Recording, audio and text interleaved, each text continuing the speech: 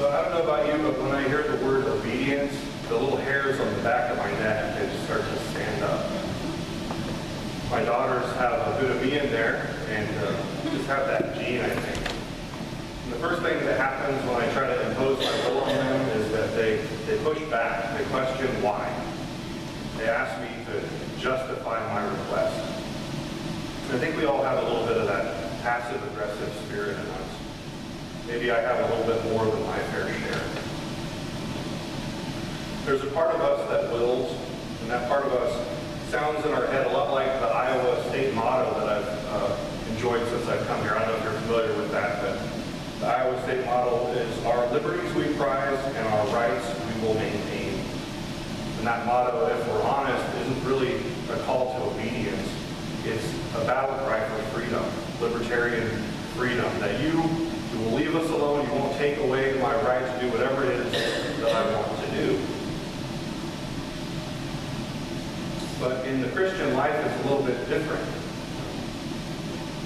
You know, there's a part of that that resonates deep within us, but there's a part of being called in the image of Christ, taking on his nature, that calls us away from this sort of defiant, almost libertarian freedom. It's a freedom that comes from embracing even the idea of slavery, the idea of obedience and subservience to God. And there's always that part of us that bristles at the idea of servility, that passive-aggressive voice that kicks around within us that says, yeah, I know God wants this, but I'm going to do that. Or as St. Augustine prayed, as he was torn between his desire for God and his inappropriate sexual relationship with his girlfriend, he was in this place of, I don't know what to do. I know I want this, and I really want that. He used to pray this prayer that was this: it's, deliver me, Lord, but not yet. I think that's the prayer of a lot of people. Deliver me, but not yet. I don't want to change anything about what I'm doing. I don't want to obey you, but I do want to be with you. It's such a confusing place to be, but it's where so many people are in our world today. So there's something about us, some little voice inside us, some little part of us that has to die if we're really to follow Jesus fully. If we're really to be authentic believers who strive to be like Jesus. It's just part of us that has to die. There's no easy way around it. I mean, there's a part of us that just has to go to the bitter end and die, and then be resurrected as something new. So we each come to terms with that voice within us. Because when we look at the example of Jesus, we see things like obedience, we see things like humility, we see the relinquishment of power. That's such an unnatural thing. And as Americans, we really prize being in charge, being leaders. We don't recommend and commend people for being followers. In our culture, being a follower is just weakness settling to the bottom. But as Christians, we're on this journey of self-emptying and being filled with God. Not in ways that remove ourselves or crush our personalities out of existence, but this continual laying down of the will. Something that Thomas Kelly, the great Quaker mystic, called holy obedience. He writes, and I just want to read this lengthy quote for you, but it means a lot to me. The crux of religious living lies in the will, not in transient and variable states. Utter dedication of will to God is open to all, for every man can will. Where such a will is present, there is a child of God. When there are graciously given to us such glimpses of glory as aid us in softening our will, then we may be humbly grateful, the glad, willing way of self, that the will of God, so far as it can be discerned, it become our own. That is the basic condition. In that steadiness of spirit, one walks serene and unperturbed, praying only, thy will be done, confident that we are in his hands, that he educates us in ways we do not expect by means of dryness, as well as means of glory. We walk in gratitude if his sun shines upon us, and in serenity if he leads us in valleys or dry places. See, for Thomas Kelly, following God was very much an act of the will. It was putting yourself in a constant state of submission to God in the moment, in this moment. It doesn't matter, I mean, it matters what you believe, but it doesn't matter what you believe if you don't believe it right now, if you're not willingly submitting to God in the center of your being, submitting to Jesus. You know, and if you think this business about submitting yourself is something that's just kind of a modern concern, that people back in ancient days didn't struggle with this every bit as much as we did, then you're mistaken. The Bible teaches about submission is actually extremely subversive. It teaches us obedience at a level that's demonstrated to the point of death by Jesus, or what Jesus did on the cross. And claims of divinity in the ancient world were something that actually happened quite often. And this text just points us to something that looks a whole lot different than it did back then, this call to be a servant. Alexander the Great and Julius Caesar both saw themselves as divine. They saw that as they were building these massive empires and maintaining them, that they thought that they had crossed some kind of line between being normal human people and being divine. This is a radically different view of what God is and what Paul is showing us here this morning. This example of a crucified Jew. Rather than arguing for divinity on the basis of power, Paul pointed us to an example of power that takes the form of humility and service to a God who demonstrates power, the power stemming from an act of love, not a show of force or the threat of annihilation. Paul describes something truly unthinkable to people who were steeped in this God of the philosopher idea of God as like an unmoved mover, a God who would never be able to empty himself out, take the form of a servant.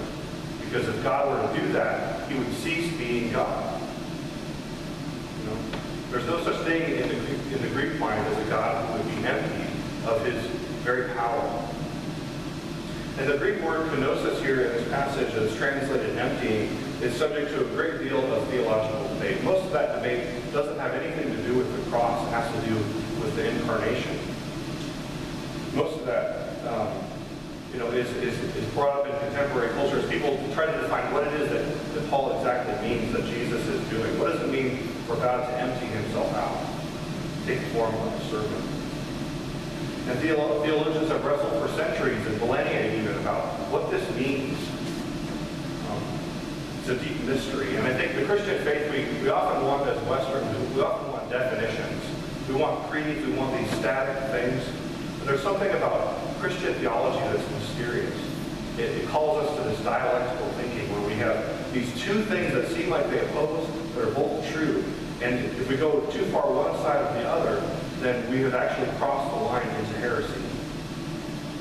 You know, paradox is a word that we often throw around the church when we describe a mystery. Paradox means glory alongside glory. And that's what Paul is trying to hint at here. The glory of Jesus being fully God and fully human. You know, it points us to a truth that we can only understand Jesus if we really understand both of those things being somehow combined together. So God did not sacrifice his divinity at the incarnation, but he added to it humanity. And this is really the highest of all revelations of the Christian faith. It doesn't just reveal that Jesus was like God. It reveals that God is like Jesus. God is loving. God knows suffering. God came on an all-out rescue mission to restore and redeem us. This is not a picture of a God who hides in the heavens, but God came down and touched the filth of this world for the sake of love, for the sake of you and me. There are two early church heresies that Paul is he's not writing against, he's writing ways that would contradict them. But I just want to teach you a little bit about the importance of this. There's two heresies. One's called Arianism and the other is called Docetism. Arianism is a belief that Jesus is just a created being, something like a demigod.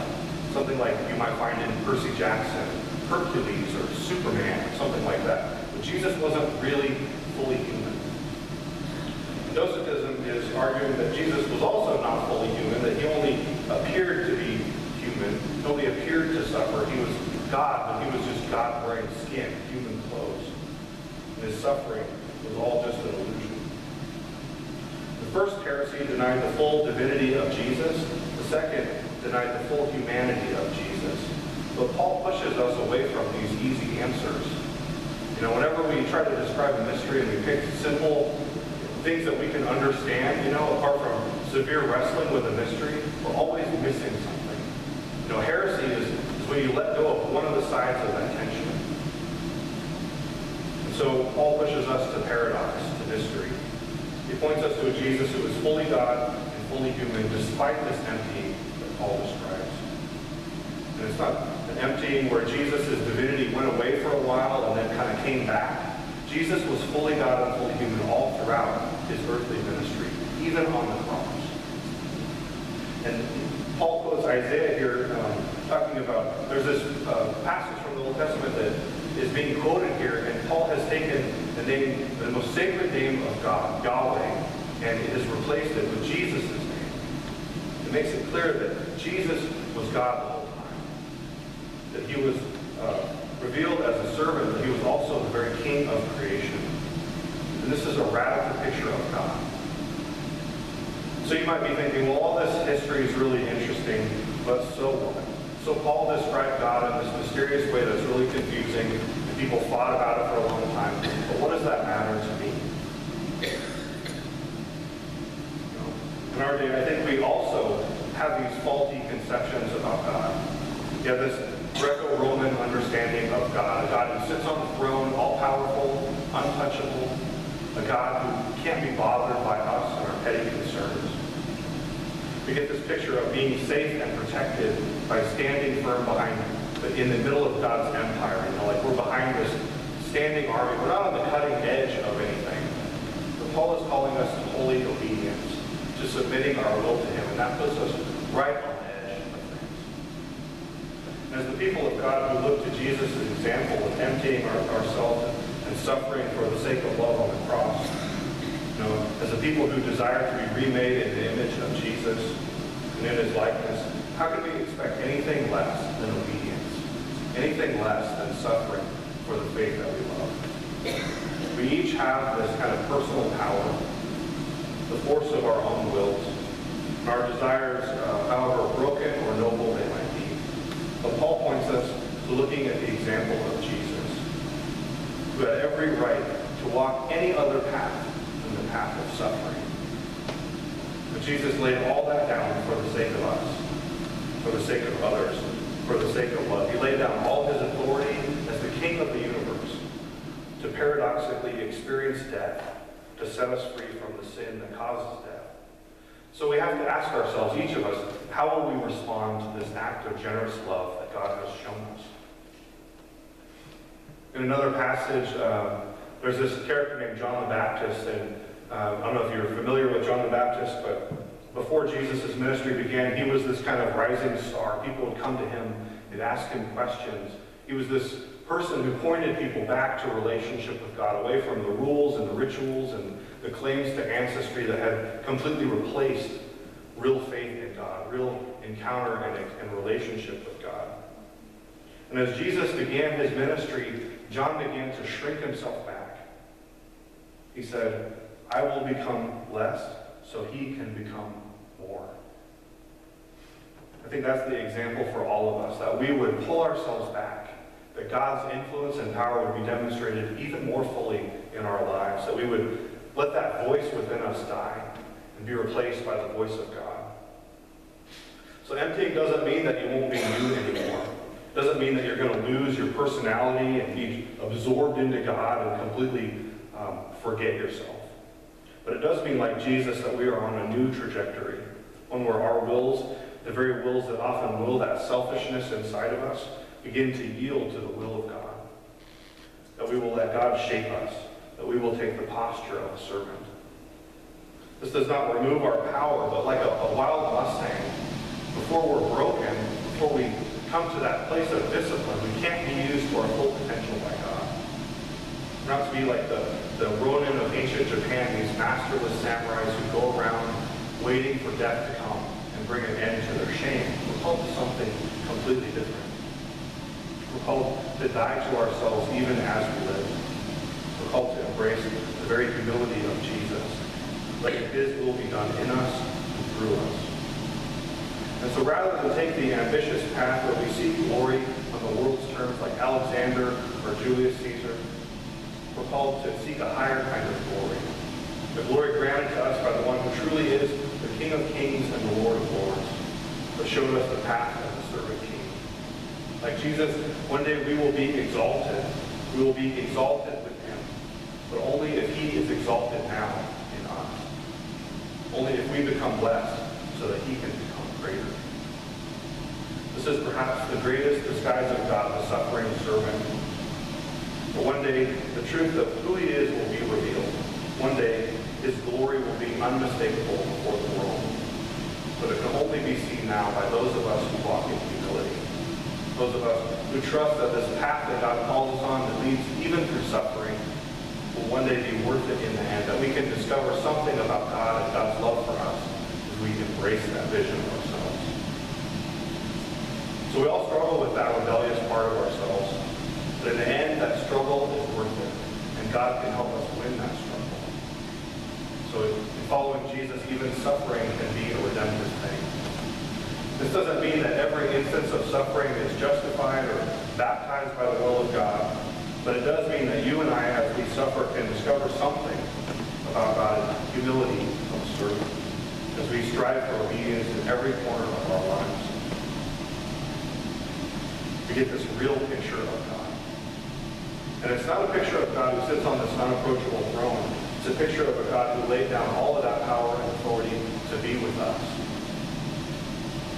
To show us physically in the incarnation and crucifixion the power of God that we can scarcely imagine. The depth of his love. The extent of his mercy. The lengths he would go to put this broken world back together again and set us on the right path.